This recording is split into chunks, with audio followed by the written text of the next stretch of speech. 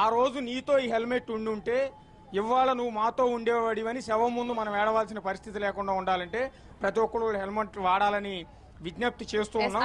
Vijayawada bench circle దగ్గర fine రాయిస్తున్నా, helmet లేకపోవడం వల్ల ఫైన్ రాయించుకుంటున్నా. తొలిసారి 100 రూపాయలు ఫైన్ రాస్తున్నా. బైక్ నడిపే వాళ్ళే కాదు, వెనక కూర్చున్న వాళ్ళు కూడా హెల్మెట్ పెట్టుకోవాలంటున్నారు. ఈ నిబంధన ఎంతవరకు వర్కౌట్ అవుతుంది అనుకుంటున్నారు? ఖచ్చితంగా అంటే ప్రస్తుతానికి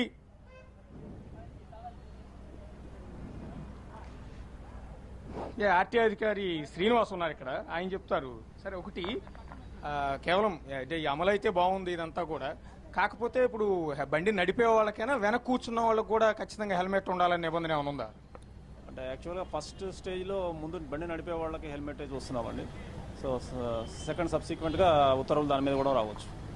ప్రస్తుతానికైతే వెనక కూర్చున్న వాళ్ళకి, ప్రస్తుతానికి ముందు కూర్చున్న వాళ్ళకి హెల్మెట్ ఉండాలి. ఇప్పుడు హెల్మెట్ లేకపోతే ఇప్పుడు వీళ్ళందరినీ చూస్తూ ఉన్నాం అంటే కేసు రాస్తున్నారండి, ఫైన్ వేస్తున్నారా? ఫైన్ రాస్తున్నామండి. వితౌట్ హెల్మెట్ 100 రూపీస్ రాస్తున్నాము. ఇంకా ఏమన్నా అదర్ అఫెన్స్ ఉంటే అవి కూడా యాడ్ అవుతాయి. రెండోసారి కూడా మళ్ళీ అదే వాహనం పట్టుబడి హెల్మెట్ లేకుండానే దొరికితే సో ఇది డేటాబేస్లో రికార్డ్ అవుతుందండి ఇప్పుడు రాసిన కేసులన్నీ. సో దాన్ని బట్టి నెక్స్ట్ టైం కేసు రాసినప్పుడు అది చూపిస్తుంది అప్పుడు ఆల్రెడీ కేసు ఉందని.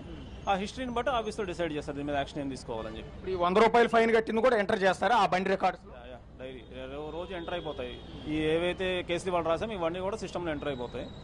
సో బండి కనుక రికార్డు మెయింటైన్ చేస్తారనమాట.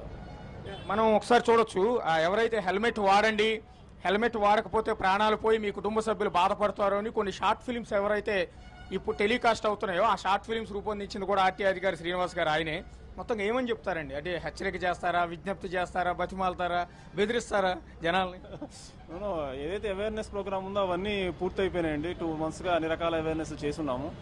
సో మోరోవర్ ప్రజల్లో నుంచి కూడా మంచి చైతన్యం ఉంది. మేము పొద్దున్న చూస్తున్నా 50% హెల్మెట్స్ ఉన్నాయి. చూడండి మీరు అందరూ 50% వాలంటరీగా పెట్టుకున్నారు. ఈ కేసులు రాసిన వాళ్ళు కూడా వాళ్ళు మార్నింగ్ అని చెప్పి హెల్మెట్ పెట్టుకోలేదంటున్నారు. వాళ్ళ దగ్గర కూడా ఉందనే కొంతమంది చెప్తూ ఉన్నారు. సో ఓవరాల్గా హెల్మెట్ పెట్టుకోవడం ప్రజల నుంచి మంచి స్పందనే ఉందండి. దాదాపుగా అయితే 50% ఇప్పటి వరకు హెల్మెట్ పెట్టుకునే వస్తూ ఉన్నారు. కొంతమంది మాత్రం కొంత పూర్తిగా అవగాహన లేకపోవడం కావచ్చు, హెల్మెట్ ధర ఎక్కువగా ఉండటం కావచ్చు, ఈ నేపథ్యంలోనే చాలా మంది లేకపోవడంతో వాళ్ళకి తొలిసారి ఫైన్ విధిస్తున్న సందర్భాలు కూడా కనిపిస్తున్నాయి. కొంతమంది వాహనదారులు ఉన్నారు. అంటే ఏమంటారండి హెల్మెట్ నిబంధన వాళ్ళ నుంచి అమలు చేస్తూ ఉన్నారు? ఇప్పుడు పొద్దున్నే చలానా కట్టేస్తాము అనేది పద్ధతి కాదు.